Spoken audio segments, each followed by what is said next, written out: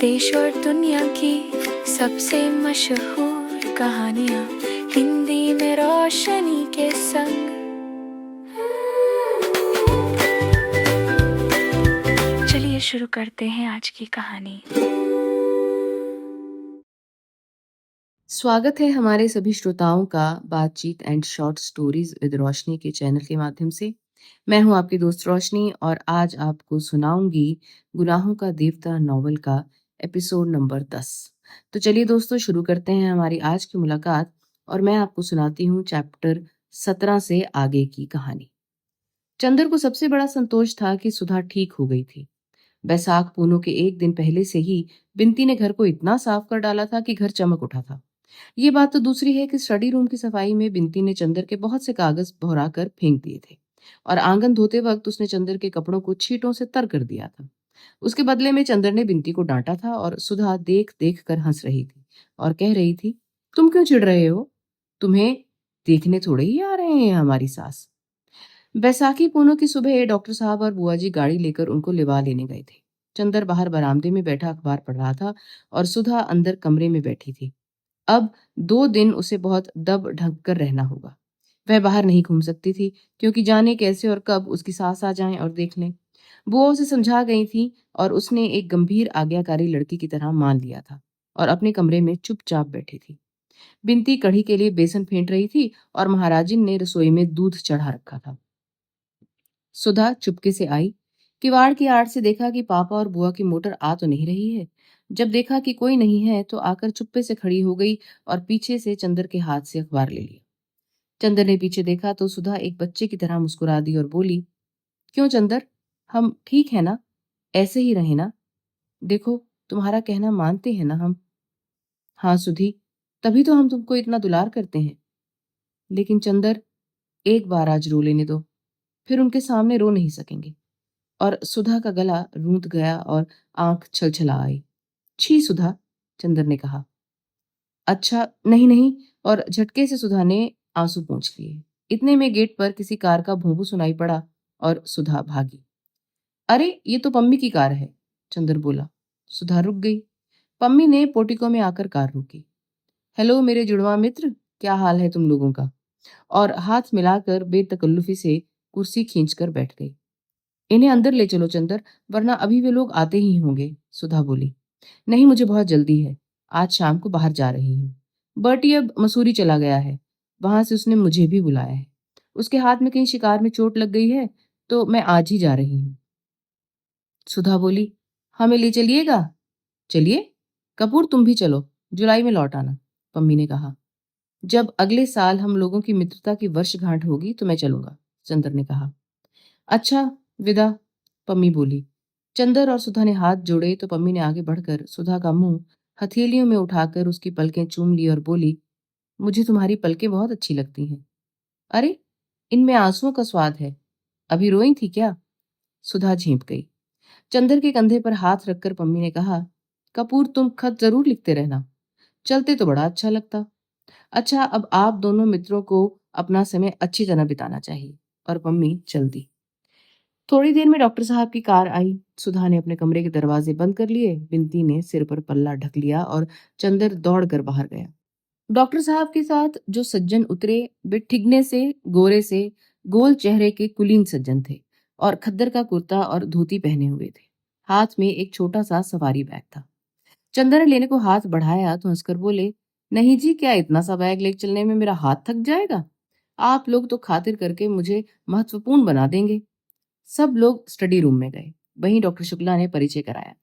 ये हमारे शिष्य और लड़के, प्रांत के होनहार अर्थशास्त्री चंद्र कुमार कपूर, और आप शाहजहांपुर के प्रसिद्ध कांग्रेसी कार्यकर्ता और म्युनिसिपल कमिश्नर श्री शंकर लाल मिश्र। अब तो नहाए ले शंकरी, फिर चाय ठंडाए जाए, बुआ जी ने आकर कहा। आज बुआ जी ने बहुत दिनों पहले की बूटीदार साड़ी पहन रखी थी और शायद वे खुश थी क्योंकि बिनती को डांट नहीं रही थी। नहीं, मैं तो वेटिंग रूम में नहा चुका, चाय में पीता नहीं, खाना ही तैयार करवाइए। और घड़ी देखकर शंकर बाबू बोले, मुझे जरा स्वराज्य भवन जाना है और 2 बजे की गाड़ी से वापस चले जाना है और शायद उधर से ही चला जाऊंगा। उन्होंने बहुत मीठे स्वर से मुस्कुराते हुए कहा। ये तो अच्छा नहीं लगता कि आप आए भी और कुछ रुके नहीं। डॉक्टर शुक्ला बोले। हाँ, मैं खुद रुकना चाहता था, लेकिन माँ जी की तबीयत ठीक नहीं है। कैलाश भी कानपुर गया हुआ है। मुझे जल्दी जाना चाहिए। बिनती ने लाकर थाली रखी। चंदर ने आश्चर्य से डॉक्टर साहब की ओर देखा। वे हंसकर बोले, भाई ये लोग हमारी तरह छूत पाक नहीं मानते। शंकर तुम्हारे संप्रदाय के हैं, यही कच्चा खाना खा लेंगे। इन्हें ब्राह्मण कहते हैं क्या? ये तो क्रिश्चन है, हमारा धर्म बिगाड़ी ना है क्या? बुआ जी बोली। बुआ जी ने ही शादी तय कराई थी, लड़का बताया था, और दूर के रिश्ते से वे कैलाश और शंकर की भाभी लगती थी। शंकर बाबू ने हाथ धोए और कुर्सी खींचकर बैठ गए। चंदर की ओर देखकर बोले, आइए होनहार डॉक्टर साहब, आप तो मेरे साथ खा सकते हैं। नहीं, आप खाइए, चंदर ने तकल्लुफ के साथ कहा। अजी वाह, मैं ब्राह्मण हूँ, शुद्ध। मेरे साथ खाकर आपको जल्दी मोक्ष मिल जाएगा। कहीं हाथ में तरकारी लगी रह गई तो आपके लिए स्वर्ग का फाटक फौरन खुल जाएगा। अरे आओ खाओ। दो कौर खाने के बाद शंकर बाबू ने बुआ जी से कहा, यही बहू है जो लड़की थाली रख गई थी? अरे राम कहो, वो तो हमारी छोरी है बिनती। पहचान्यो न है, पिछले साल तो मुन्ने के विवाह में देखे हुए। बुआ जी बोली। शंकर बाबू कैलाश से काफी बड़े थे, लेकिन देखने में बहुत बड़े नहीं लगते थे। खाते पीते बोले, डॉक्टर साहब, लड़की से कहिए रोटी दे जाए, मैं इसी तरह देख लूंगा, और ज्यादा तड़क भड़क की कोई जरूरत नहीं। डॉक्टर साहब ने बुआ जी की तरफ इशारा किया और वे उठकर चली गई। थोड़ी देर में सुधा आई, सफेद धोती पहने, हाथ में रोटी लिए, और दरवाजे पर आकर हिचकी। फिर आकर चंदर से बोली, रोटी लोगे? और बिना चंदर की आवाज सुने रोटी चंदर के आगे रखकर बोली, और क्या चाहिए? मुझे कढ़ी चाहिए, शंकर बाबू ने कहा। सुधा गई और कढ़ी ले आई, शंकर बाबू के सामने रख दी। शंकर बाबू ने आंखें उठाकर सुधा की ओर देखा। सुधा ने निगाहें नीचे कर ली और चली गई। बहुत अच्छी है लड़की, शंकर बाबू ने कहा। इतनी पढ़ी लिखी लड़की में इतनी शर्म लिहाज नहीं मिलती। सचमुच जैसे आपकी एक ही लड़की थी, आपने उसे खूब बनाया है। कैलाश की बिल्कुल योग्य लड़की है। ये तो कहिए डॉक्टर साहब की शिष्टा प्रबल होती, वरना हमारा कहाँ सौभाग्य था। जब से मेरी पत्नी मरी, तभी से माता जी कैलाश के विवाह की जिद कर रही हैं। कैलाश अंतर जातीय विवाह करना चाहता था, लेकिन हमें तो अपनी जाति में ही इतना अच्छा संबंध मिल गया। तो तोहरे अभिन कौन बैस होगा? तू काहे नहीं बहुरिया ले आवत? सुधी के अकेले मन ना लगी, बुआ जी बोली। शंकर बाबू कुछ नहीं बोले। खाना खाकर उन्होंने हाथ धोए और घड़ी देखी। अब थोड़ा सो लूं? या जाने दीजिए, आइए बातें करें हम और आप, उन्होंने चंदर से कहा। 1 बजे तक चंदर बाबू और शंकर बाबू बातें करते रहे, और डॉक्टर साहब और सुधा वगैरह खाना खाते रहे। शंकर बाबू बहुत हंसमुख थे और बहुत बातूनी भी। चंदर को तो कैलाश से भी ज्यादा शंकर बाबू पसंद आए। बातें करने से मालूम हुआ कि शंकर बाबू की आयु अभी 30 वर्ष से अधिक की नहीं है। एक 5 वर्ष का बच्चा है, और उसी के होने में उनकी पत्नी मर गई। अब वे विवाह नहीं करेंगे। वे गांधीवादी हैं, कांग्रेस के प्रमुख स्थानीय कार्यकर्ता हैं और म्युनिसिपल कमिश्नर हैं। घर के जिम्मेदार हैं। कैलाश बरेली में पढ़ता था। अब भी कैलाश का कोई इरादा किसी प्रकार की नौकरी या व्यापार करने का नहीं है। वह मजदूरों के लिए साप्ताहिक पत्र निकालने का इरादा कर रहा है। वह सुधा को बजाय घर पर रखने के अपने साथ रखेगा, क्योंकि वह सुधा को आगे पढ़ाना चाहता है, सुधा को राजनीतिक क्षेत्र में ले जाना चाहता है। बीच में एक बार बिनती आई और उसने चंदर को बुलाया। चंदर बाहर गया तो बिनती ने कहा, दीदी पूछ रही हैं ये कितनी देर में जाएंगे? क्यों? कह रही हैं अब चंदर को याद थोड़ी ही है कि सुधा भी इस घर में है, उन्हीं से बातें कर रहे हैं। चंदर हंस दिया और कुछ नहीं कहा। बिनती बोली, ये लोग तो बहुत अच्छे हैं। मैं तो कहूंगी सुधा दीदी को इससे अच्छा परिवार मिलना मुश्किल है। हमारे ससुर की तरह नहीं है ये लोग। हाँ, फिर भी सुधा इतनी सेवा नहीं कर रही है इनकी। बिनती, तुम सुधा को कुछ शिक्षा दो इस मामले में। हाँ हाँ, हम सेवा करने की शिक्षा दे देंगे, और ब्याह करने के बाद की शिक्षा अपनी पम्मी से दिलवा देना। खुद तो उनसे ही ले चुके होंगे आप कुछ शिक्षा। चंदर चेंप गया। पाजी कहीं की, बहुत बेशरम हो गई है। पहले मुंह से बोल नहीं निकलता था तुम्हारे। तुमने और दीदी ने ही तो किया बेशरम, हम क्या करें? पहले हम कितना डरते थे। बिनती ने उसी तरह गर्दन टेढ़ी करके कहा और मुस्कुरा कर भाग गई। जब डॉक्टर साहब आए तो शंकर बाबू ने कहा, अब तो मैं जा रहा हूं, ये माला मेरी ओर से बहू को दे दीजिएगा। और उन्होंने बड़ी सुंदर मोतियों की माला बैग से निकाली और बुआ जी के हाथ में दे दी। हाँ, एक बात है, शंकर बाबू बोले, ब्याह हम लोग महीने भर के अंदर ही करेंगे। आपकी सब बातें हमने मानी, ये बात आपको हमारी माननी होगी। इतनी जल्दी? डॉक्टर शुक्ला चौंक उठे। ये असंभव है शंकर बाबू, मैं अकेला हूं, आप तो ये बात जानते हैं।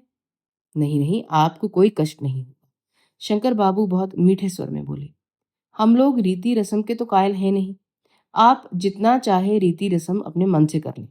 हम लोग तो सिर्फ 6-7 आदमियों के साथ आएंगे। सुबह आएंगे, अपने बंगले में एक कमरा खाली करा दीजिएगा, शाम को अगवानी और विवाह कर दें, दूसरे दिन 10 बजे हम लोग यहाँ से चले जाएंगे। ये नहीं होगा, डॉक्टर साहब बोले। हमारी तो अकेली लड़की है और हमारे भी तो कुछ हौसले हैं, और फिर लड़की की बुआ तो ये कभी भी स्वीकार नहीं करेगी। देखिए, मैं आपको समझा दूं, कैलाश शादियों में तड़क भड़क के सख्त खिलाफ है। पहले तो वह इसलिए जाति में विवाह नहीं करना चाहता था, लेकिन जब मैंने उसे भरोसा दिलाया कि बहुत सादा विवाह होगा, तभी वह राजी हुआ। इसलिए इसे आप मान ही लें, फिर विवाह के बाद तो जिंदगी पड़ी है। आपकी अकेली लड़की है, जितना चाहिए करिए। रहा कम समय का तो शुभस्य शीघ्रम। फिर आपको कुछ खास इंतजाम करना भी नहीं है। अगर कुछ हो तो कहिए, मैं यहीं रह जाऊं, आपका काम कर दूं। शंकर बाबू हंसकर बोले। कुछ देर तक बातें होती रही। अंत में शंकर बाबू ने अपने सौजन्य और मीठे स्वभाव से सभी को राजी कर लिया। उसके बाद उन्होंने सबसे विदा मांगी। चलते वक्त बुआ जी और डॉक्टर साहब के पैर छुए, चंदर से हाथ मिलाया और शंकर बाबू सबका मन जीत कर चले गए। बुआ जी ने हाथ में माला ली, उसे उलट पलट कर देखा और बोली, एक ऊ आए रहे जूताखोर, एक ठो कागज थमाए के चले गए और एक गहरी सांस लेके चली गई। डॉक्टर साहब ने सुधा को बुलाया, उसके हाथ में माला रखकर उसे चिपटा लिया। सुधा पापा की गोद में मुंह छिपाकर रो पड़ी। उसके बाद सुधा चली गई और चंदर, डॉक्टर साहब और बुआ जी बैठे शादी के इंतजाम की बात करते रहे। ये तय हुआ कि अभी तो इन्हीं की इच्छा अनुसार विवाह कर दिया जाए, फिर यूनिवर्सिटी खुलने पर सभी को बुलाकर अच्छी दावत वगैरह दी जाए। ये भी तय हुआ कि बुआ जी गांव जाकर अनाज, घी, बढ़िया और नौकर वगैरह का इंतजाम कर लाएं और 15 दिन के भीतर लौट आए। अगवानी ठीक शाम 6 बजे की हो जाए और सुबह के नाश्ते में क्या दिया जाए, ये सभी डॉक्टर साहब ने तय कर डाला। लेकिन निश्चय ये किया गया कि चूंकि आदमी बहुत कम आ रहे हैं, अतः सुबह शाम के नाश्ते का काम यूनिवर्सिटी के किसी रेस्टोरेंट को दे दिया जाए। इसी बीच में विनती खरबूजा और शरबत लाकर रख गई और चंदर ने बहुत आराम से शरबत पीते हुए कहा, किसने बनाया है? सुधा दीदी ने। आज बड़ी खुश मालूम पड़ती है, चीनी बहुत कम छोड़ी है, चंदर बोला। बुआ और बिनती दोनों हंस पड़े। थोड़ी देर बाद चंदर उठकर भीतर गया तो देखा कि सुधा अपने पलंग पर बैठी सामने एक किताब रखे जाने क्या देख रही है और सामने वह माला पड़ी है। चंदर गया और बोला, सुधा, आज मैं बहुत खुश हूं। सुधा ने आंखें उठाई और चंदर की ओर देखकर मुस्कुराने की कोशिश की और बोली, मैं भी बहुत खुश हूं। क्यों, तय हो गया इसलिए? बिनती ने पूछा। नहीं, चंदर बहुत खुश है इसलिए। और एक गहरी सांस लेकर किताब बंद कर दी। कौन सी किताब है सुधा? चंदर ने पूछा। कुछ नहीं, इस पर उर्दू के कुछ अशआर लिखे हैं गेसू ने, जो सुनाए थे, सुधा बोली। चंदर ने बिनती की ओर देखा और कहा, बिनती, कैलाश तो जैसा है वैसा ही है, लेकिन शंकर बाबू की तारीफ मैं कर नहीं सकता। क्या राय है तुम्हारी? हाँ, है तो सही। दीदी इतनी सुखी रहेंगी कि बस। दीदी हमें भूल मत जाना, समझी? बिनती बोली। और हमें भी मत भूलना सुधा, चंदर ने सुधा की उदासी दूर करने के लिए छेड़ते हुए कहा। हाँ, तुम्हें भूले बिना कैसे काम चलेगा? सुधा ने और भी गहरी सांस लेते हुए कहा और एक आंसू गालों पर फिसल ही आया। अरे पगली, तुम सब कुछ अपने चंदर के लिए कर रही हो, उसकी आज्ञा मानकर कर रही हो, फिर ये आंसू कैसे? छी! और ये माला सामने रखे क्या कर रही हो? चंदर ने बहलाया। माला तो दीदी इसलिए सामने रखी थी कि बताओ बताओ, बिनती बोली। असल में रामायण की कहानी तो सुनी है ना चंदर तुमने?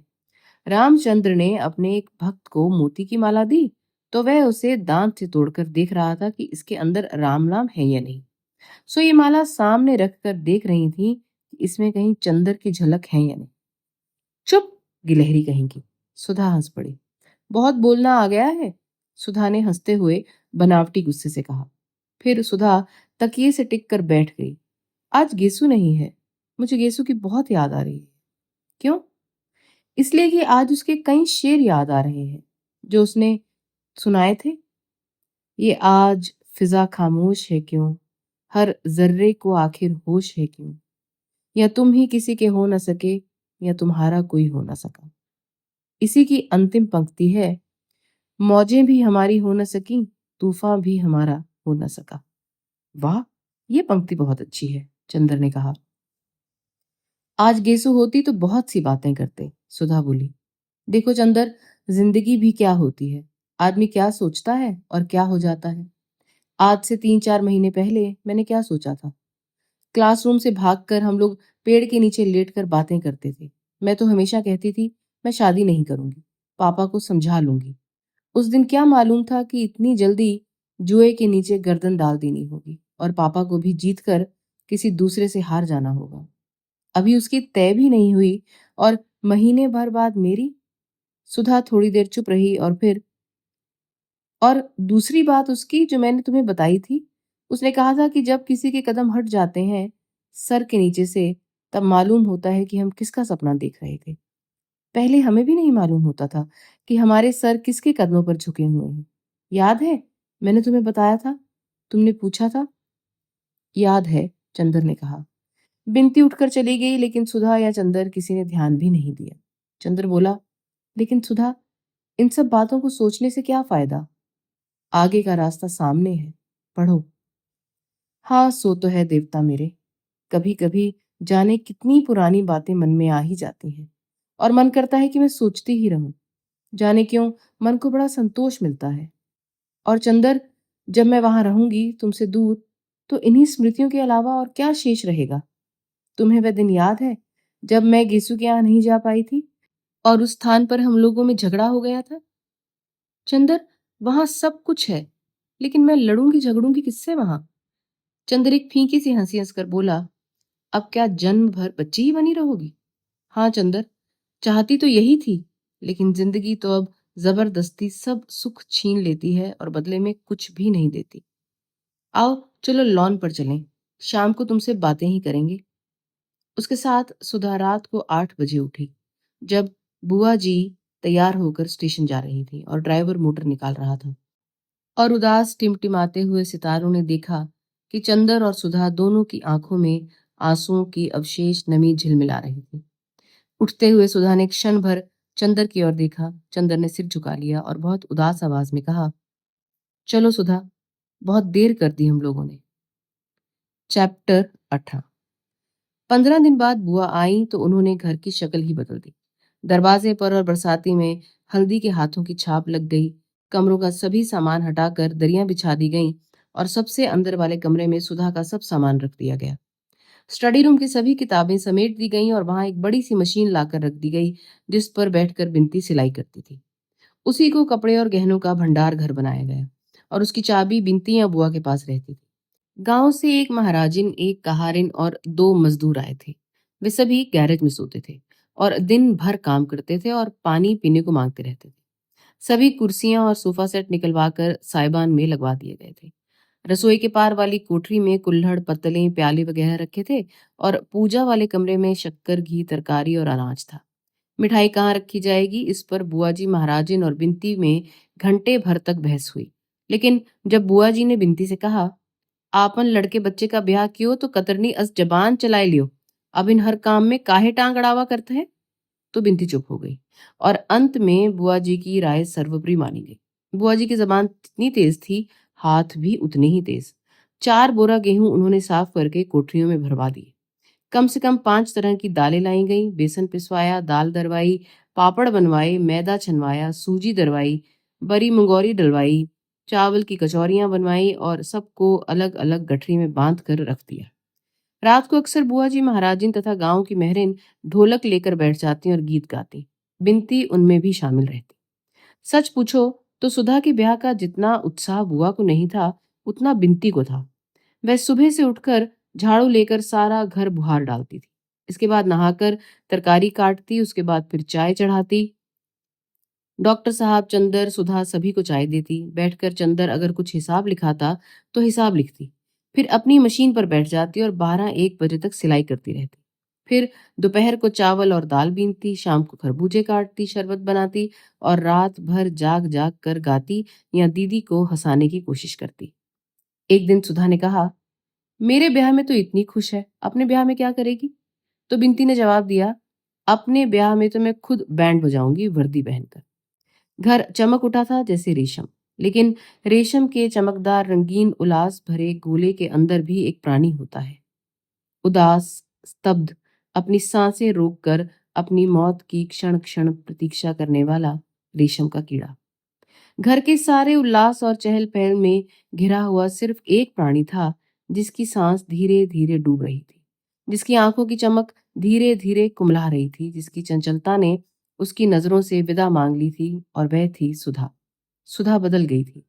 गोरा चंपई चेहरा पीला पड़ गया था और लगता था जैसे वह बीमार हो।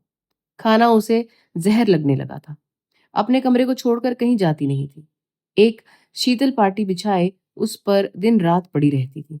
बिनती जब हंसती हुई खाना लाती और सुधा के इनकार पर बिनती के आंसू छल छलाते, तब सुधा पानी के घूंट के सहारे कुछ खा लेती और उदास फिर अपनी शीतल पाटी पर लेट जाती।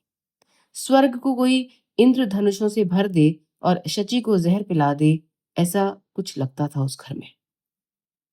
डॉक्टर साहब का साहस न होता था कि सुधा से कुछ बोले। वह रोज बिनती से पूछ लेते, सुधा खाना खाती है या नहीं? बिनती कहती, हाँ। तो एक गहरी सांस लेकर अपने कमरे में चले जाते। चंदर परेशान था। उसने इतना काम शायद कभी न किया हो अपनी जिंदगी में।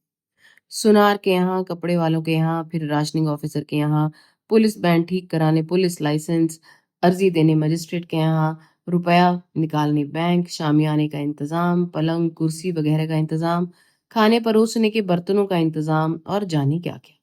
और जब बुरी तरह थक कर जाता, जेठ की तपती हुई दोपहरी में, तब बिनती आकर बताती, सुधा ने आज फिर कुछ नहीं खाया। तो उसका मन होता वह सर पटक कर रो दे।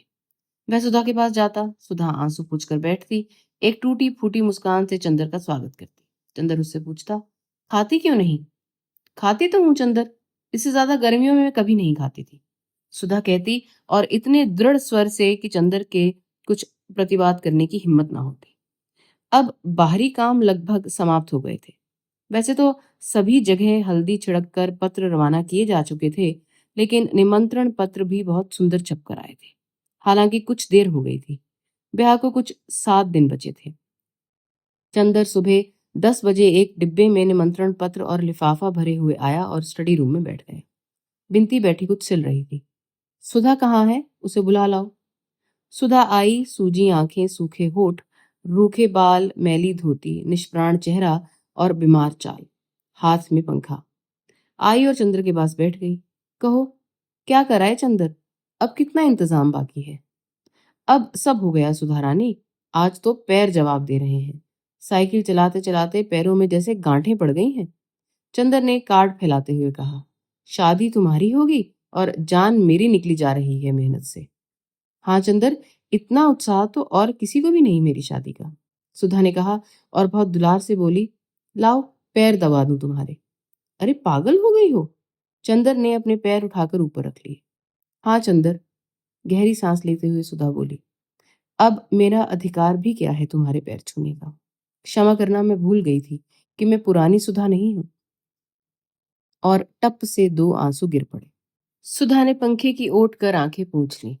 तुम तो बुरा मान गई सुधा, चंदर ने पैर नीचे रखते हुए कहा। नहीं चंदर, अब बुरा भला मानने के दिन बीत गए। अब गैरों की बात का भी भला बुरा क्या मान पाऊंगी। ये क्या निमंत्रण पत्र छपा है? देखें। चंद्र ने एक निमंत्रण पत्र उठाया, उसे लिफाफे में भरकर उस पर सुधा का नाम लिखकर कहा, लो, हमारी सुधा का ब्याह है, आइएगा जरूर। सुधा ने निमंत्रण पत्र ले लिया। अच्छा, एक फीकी हंसी हंसकर बोली, अच्छा अगर हमारे पतिदेव ने आज्ञा दे दी तो आऊंगी आपके यहाँ। उनका भी नाम लिख दीजिए, वरना बुरा न मान जाए। और सुधा उठ खड़ी हुई। कहाँ चली? चंद्र ने पूछा। यहाँ बहुत रोशनी है, मुझे अपना अंधेरा कमरा ही अच्छा लगता है, सुधा बोली। चलो बिनती, वहीं कार्ड ले चलो, चंद्र ने कहा। आओ सुधा, आज कार्ड लिखते जाएंगे, तुमसे बात भी करते जाएंगे। जिंदगी देखो सुधी, आज 15 दिन से तुमसे 2 मिनट बैठकर बात भी ना कर सके। अब क्या करना है चंद्र? जैसा कह रहे हो वैसा ही तो कर रही हूँ। अभी कुछ और बाकी है क्या? बता दो, वह भी कर डालूं। अब तो रो पीट कर ऊंचा बनना ही है। बिनती ने कार्ड समेटे तो सुधा डांट कर बोली, रख इसे यहीं। चली उठा के। बड़ी चंद्र की आज्ञाकारी बनी है। ये भी हमारे जान की गाहक हो गई है अब।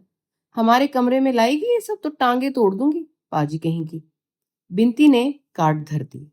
नौकर ने आकर कहा, बाबूजी, कुम्हार अपना हिसाब मांगता है। अच्छा, अभी आया सुधा। और चंदर चला। तो दोस्तों, आज की हमारी मुलाकात को यहीं समाप्त करते हैं। अभी मैंने आपको सुनाया चैप्टर नंबर 18 और आगे की कहानी लेकर मैं जल्द ही आपसे मिलने आऊंगी।